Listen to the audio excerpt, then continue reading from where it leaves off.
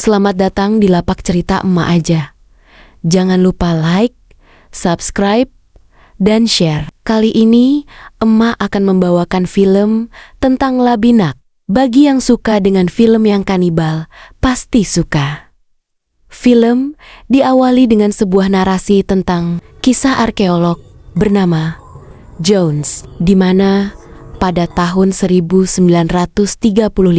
ia berhasil menemukan sebuah penyembah dewa setelah jalan ke sana kesini di pedalaman Indonesia. Namun menurut catatan Jones dan krunya, dinyatakan hilang secara misterius setelah mereka menemukan kuil tersebut. Dan menurut orang-orang, mereka tewas dihabisi oleh penyembah dewa yang dipercaya sebagai sekte kanibal, pemakan daging manusia, di mana mereka percaya jika daging manusia bisa membuat mereka hidup abadi, dan sebagian orang percaya sekte tersebut masih ada dan bersembunyi di balik kekuasaan yang mereka miliki. Mereka ada di sini.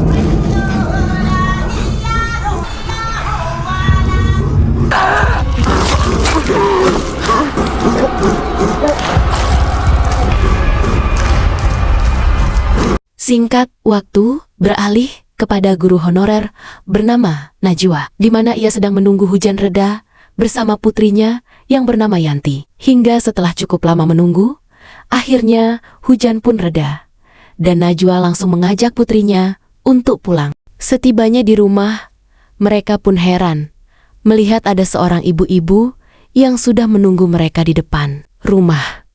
Sesaat kemudian, sambil memperlihatkan foto Najwa saat mendapatkan beasiswa, Diana memperkenalkan diri sebagai agen yayasan yang dulu pernah memberikan beasiswa untuk Najwa kuliah S1. Lantas Diana yang menyadari kemampuan Najwa di atas rata-rata langsung mengajaknya bekerja di yayasan milik bosnya. Terlebih setelah bertahun-tahun mengabdi jadi guru honorer, pengabdian Najwa tidak pernah dihargai oleh negara. Diana pun menambahkan kalau di yayasannya, slogan mencerdaskan anak bangsa bukanlah kibulan semata. Tak cuman itu, selain gaji dan tempat tinggal yang layak, pihak yayasan akan memberikan beasiswa kepada Yanti jika Najwa menerima tawarannya. Apalagi gaji yang besar mengalahkan gaji honorer. Diana yakin jika tawaran ini akan membuat hidup Najwa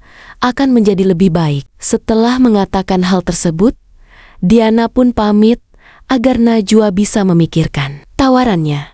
Seketika Yanti pun kaget melihat sekolah milik Yayasan Budiana seperti sekolah-sekolah di luar negeri. Di malam harinya, Yanti terlihat sibuk menampung air hujan di kamarnya yang bocor. Sementara itu, Najwa yang sedang menjahit terngiang-ngiang dengan tawaran Budiana yang menggiurkan. Seketika Najwa hanya bisa melongo saat melihat kamar putrinya yang tiba-tiba ambruk. Di saat itu pula, Yanti menangisi celengan kuliahnya yang hancur. Dengan kejadian itu, akhirnya Najwa membulatkan tekad untuk menerima tawaran Budiana. Di keesokan harinya, Najwa yang akan pindahkan terlihat sibuk membereskan semua pialanya yang sering mereka menangkan dalam perlombaan. Berbisik di balik senyum palsu. Biarkan lemah terjepit suara hidup, ia menunggu untuk berbicara. Singkat cerita, akhirnya mereka sampai di rumah yayasan yang akan ditempati oleh Najwa. Di tengah penyambutan, Najwa berkata, jika seumur hidupnya baru pertama kali melihat rumah sebagus ini dijadikan rumah dinas. Lantas tanpa basa-basi, Diana mempersilahkan mereka untuk mengecek rumah.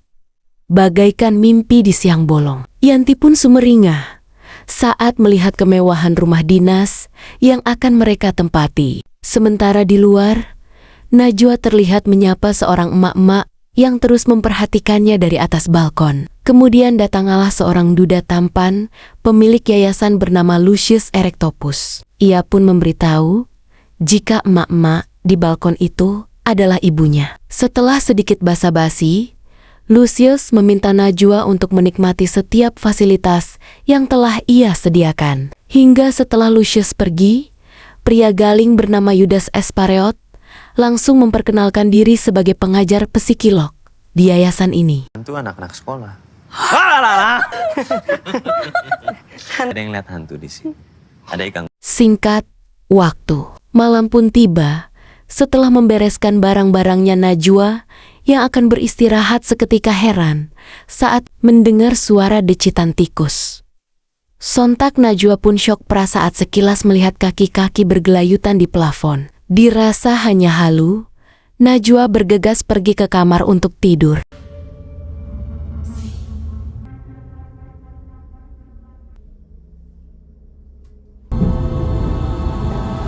Di keesokan harinya, para murid pun terlihat takjub saat melihat sains yang dilakukan Najwa di saat bel istirahat berbunyi. Najwa meminta para murid membuat kelompok untuk praktek fisika minggu depan. Ya, masing-masing satu kelompoknya 5 paket.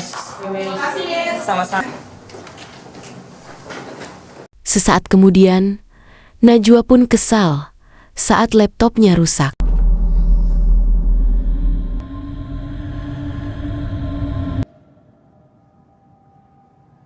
Baru saja melihat hal yang aneh, Najwa pun kaget saat kedatangan seorang guru bahasa Indonesia yang bernama Ratih. Hingga di tengah perbincangan, Ratih pun pamit saat mendengar bel masuk berbunyi.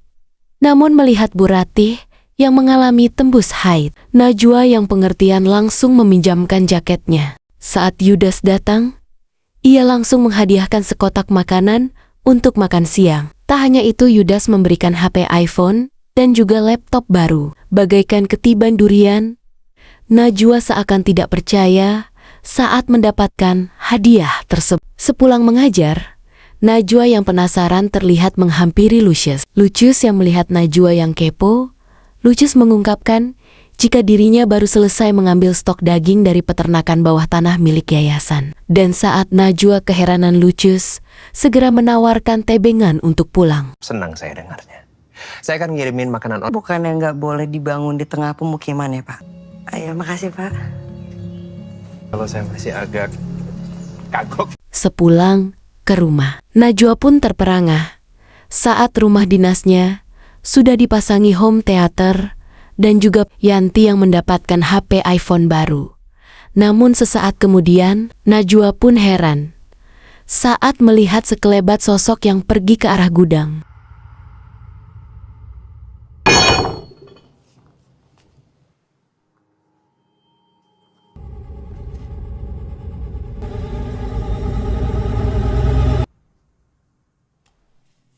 Dikira hantu, rupanya lampu. Kemudian Najwa pun heran saat menemukan sebuah buku jurnal. Keheranan pun semakin menjadi saat jurnal ini berisi foto yang terlihat cukup creepy. Tak sampai di situ, Najwa pun melihat tulisan-tulisan dan juga pesan aneh tentang sekte Labinak. Malam harinya, Najwa pun kebingungan dengan pesan yang tertulis di jurnal ini.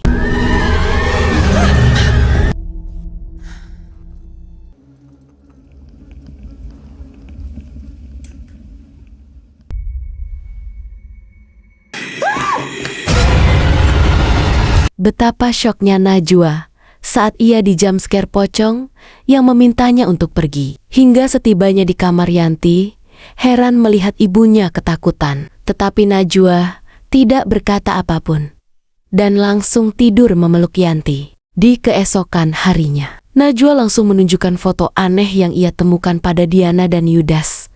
Melihat hal itu, Diana berkata, jika ini hanya foto pentas tahun lalu. Dan terus soal rumah saya berhantu. Najwa, percaya sama sains. Berarti tidak ada. Bukan. Saya pamit ya. Nggak percaya hantu. Percaya? Benar. Lihat hantu memiliki banyak kemungkinan.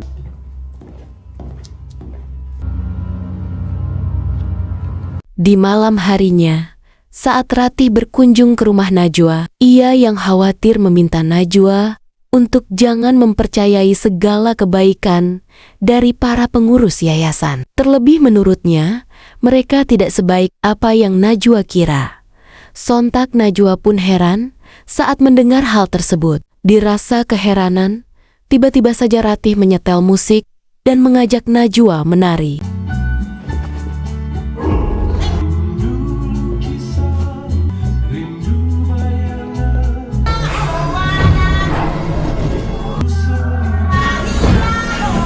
Ternyata Ratih adalah perempuan yang dikorbankan di awal scene tadi, di mana kini ia yang telah menjadi arwah berusaha untuk memberitahu Najwa.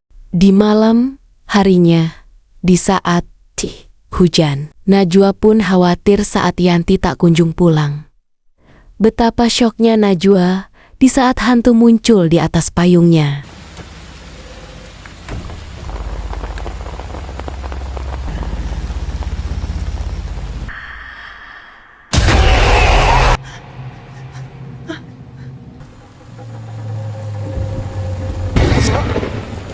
Yanti. Namun di tengah kepanikan Najwa merasa lega ketika melihat Yanti pulang. Di tengah malam Yanti pun terbangun setelah mendengar suara cakaran. Dan betapa syoknya Yanti saat melihat tangan-tangan kemerahan yang keluar dari lemarinya.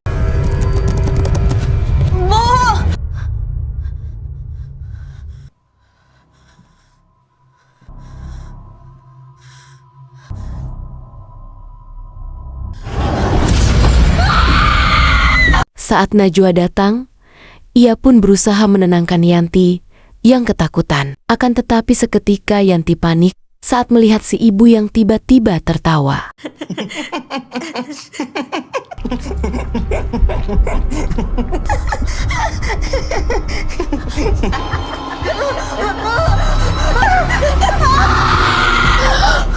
Seperti biasa, ternyata semua itu adalah mimpi. Di keesokan harinya, setelah mendapat izin dari ibunya untuk berlibur, langsung berpamitan, di mana ia akan menginap di villa milik Oma Ida selama 3 hari. Bu, pamit ya. Jaga diri ya. Iya.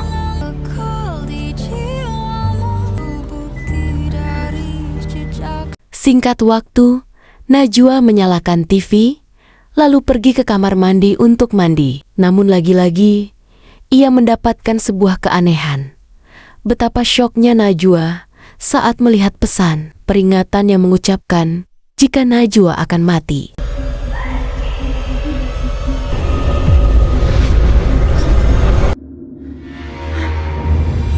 Bu Ratih? Siang, Bu Najwa. Tidak ada guru bahasa Indonesia yang namanya Bu Ratih di sekolah. Oke, kalau gitu saya jangan segan kalau ada apa-apa untuk telepon saya.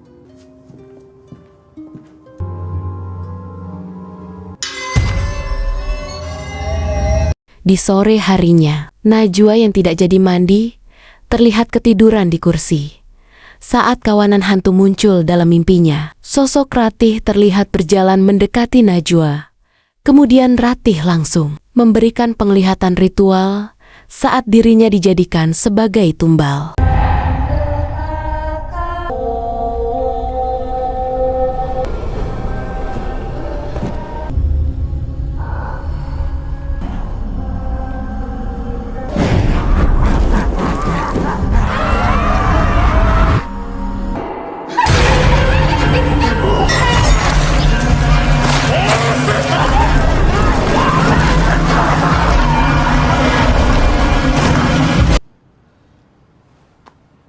Betapa syoknya Najwa saat ia melihat penumbalan kanibal dalam mimpinya. Najwa pun baru sadar jika Ratih yang selalu menemuinya adalah sosok hantu. Di keesokan harinya, Najwa langsung memberitahu Yudas, di mana Najwa merasa hantu yang gentayangan berusaha memberitahukan sesuatu. Tapi di saat itu pula, Yudas merasa semua itu hanyalah halusinasi semata, di mana ia meminta Najwa untuk meminum obat penenang saja.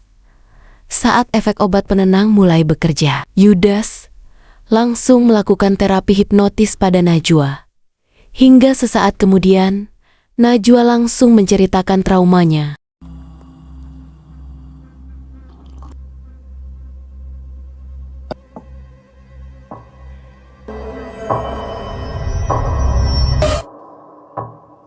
Semakin cepat baik. Di mana 16 tahun lalu Najwa yang terlambat pulang menjadi korban pemerkosaan dari sosok misterius bertopeng singa. Tak cuma itu, Najwa mengungkapkan bahwa sosok tersebut mengenakan kalung segitiga bermata dajjal. Dan sungguh, tanpa diduga ternyata Yanti adalah anak dari sosok misterius yang telah memperkosanya di masa lalu. Setelah mendengar hal tersebut, dirasa ini saatnya Yudas mengungkapkan jika sosok yang telah memperkosa Najwa adalah Lucius. Karena kini Najwa telah dipersiapkan oleh sektenya untuk dijadikan tumbal. Sementara di villa, Yanti yang merasa penasaran saat melihat buku berjudul Labinak, di tengah rasa ngeri saat melihat gambar penumbalan. Lucius yang datang berusaha melakukan pendekatan pada Yanti, di mana Lucius menjanjikan jika dirinya akan membiayai kuliah Yanti sampai tuntas. Mendengar hal itu jelas saja membuat Yanti bahagia tanpa ia tahu jika Lucius Erectopus ini adalah bapak kandungnya. Kembali pada Najwa. Ia yang siuman bergegas mengikuti hantu Ratih yang mengajaknya pergi ke gudang.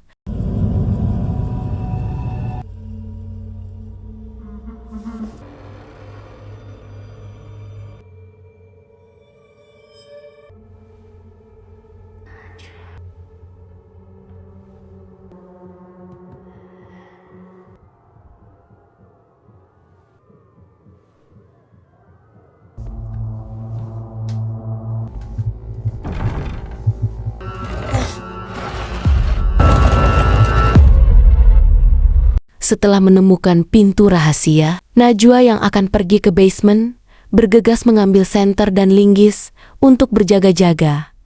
Astagfirullah, antara syok dan mual, Najwa pun kaget saat menemukan potongan-potongan daging manusia. Tak sampai di situ, Najwa merinding saat melihat banyaknya lemari penyimpanan mayat di tempat tersebut.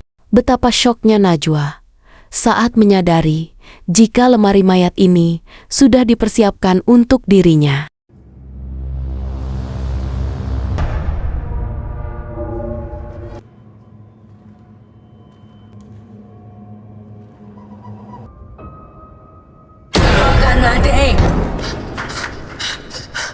Setelah di jump scare beberapa kali oleh Ratih, Najwa yang panik langsung pergi. Di tengah kengerian yang terjadi, Najwa langsung mengirimkan pesan suara pada Yanti agar secepatnya kabur. Tapi pesan tersebut malah diketahui oleh Iva.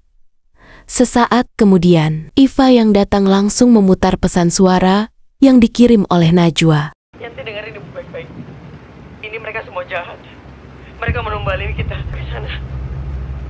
Tunggu ibu di sana. Dirasa rencananya sudah terbongkar, Lucius mengajak Oma untuk mempercepat ritual penumbalan. Terlebih, gagalnya ritual 10 tahun yang lalu membuat istrinya yang mengalami penuaan ekstrim merasa putus asa, hingga akhirnya nekat melakukan diskon umur. Dan seperti yang kita tahu, jika penumbalan ini bertujuan untuk membuat awet muda dan panjang umur. Tapi jika ritual ini gagal, penuaan ekstrim tak bisa dihindari. Lantas Lucius, yang tidak ingin membuang waktu langsung mengajak keluarganya melakukan persiapan. Sementara itu, Najwa yang berusaha kabur terlihat menyusuri jalan ke arah hutan guna menghindari para penjaga. Hingga di tengah pelarian Najwa pun bergegas meminta bantuan pada sekelompok orang yang sedang berkemah. Tapi ternyata orang-orang ini adalah sekelompok Diana yang sedang asyik barbeque daging manusia.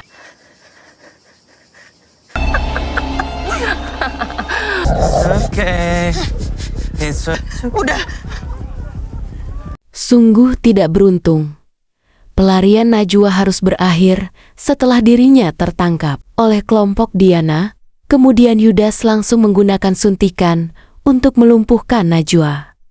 Kembali kepada Yanti yang sedang mengikuti sesi makan malam. Ala-ala kerajaan, tanpa ia tahu jika daging di atas meja adalah daging manusia. Lantas ia pun diminta untuk mencicipi sayur daging buatan Oma.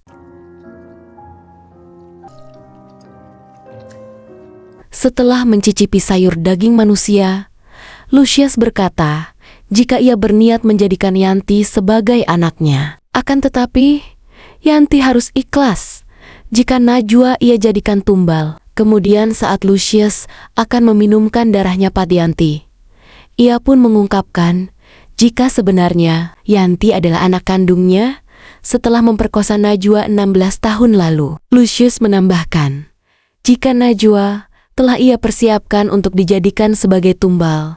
Setelah mencicipi darah ayahnya, Yanti langsung terpengaruh. Singkat waktu di tengah malam, Lucius dan sekte kanibalnya bersiap memulai ritual puncak penumbalan Najwa. Setelah menari, Lucius yang dikenal sebagai raja langsung memberikan darahnya kepada para pengikutnya.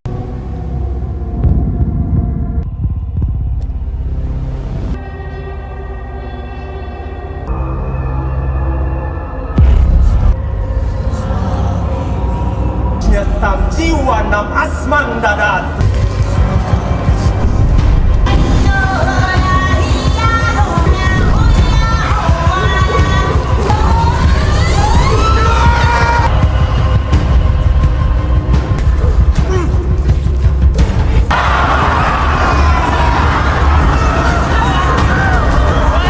Lucius mengukir mantra di jidat Najwa.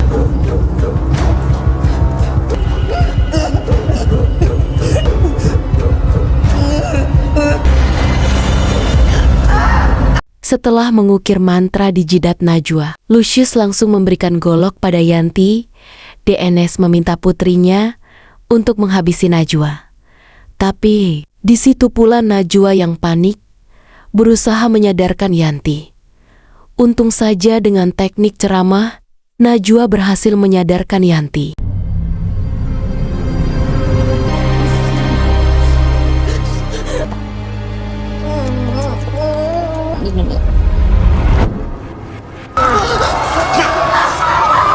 Setelah berhasil menusuk Lucius, Yanti yang panik langsung membebaskan si ibu. Di saat itu pula Lucius yang terluka parah langsung menggunakan regenerasinya untuk menyembuhkan luka secara instan.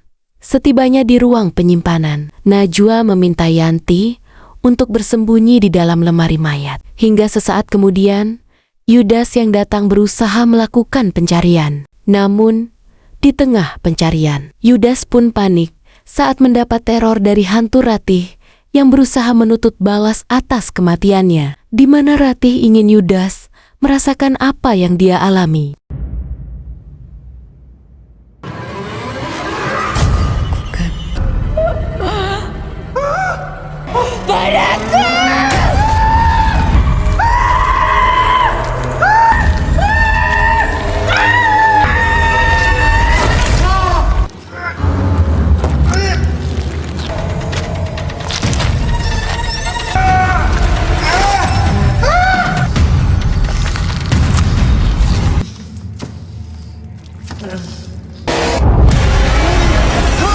Yudas pun mati setelah merasakan sakitnya menjadi korban kanibalisme. Di tengah kengerian yang terjadi, Najwa yang panik langsung mengajak Yanti untuk kabur. Tapi mereka malah terkepung dan akhirnya harus kembali tertangkap. Hingga sekembalinya ke tempat ritual, Lucius dan anggota sekte terlihat mengalami penuaan akibat penyembuhan diri secara ekstrim yang harus dilakukan ia pakai. Dan ternyata kemampuan mereka seolah terkoneksi satu sama lain, di mana jika si raja mengalami sesuatu, para pengikutnya pun akan merasakan hal yang sama.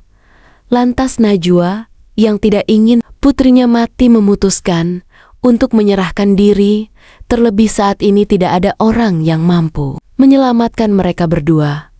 Sungguh mengerikan. Najwa pun harus merasakan perihnya dimakan secara hidup-hidup. Tidak ingin melihat ibunya kesakitan, Yanti pun terpaksa harus menghabisi ibunya.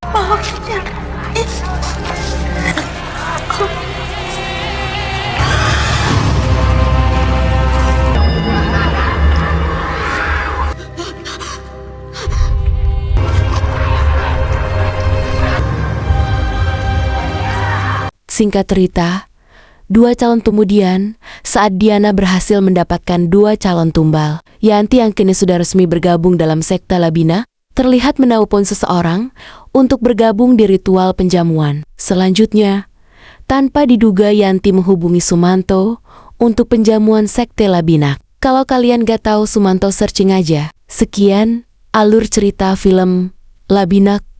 Tunggu alur cerita lainnya dari Emak.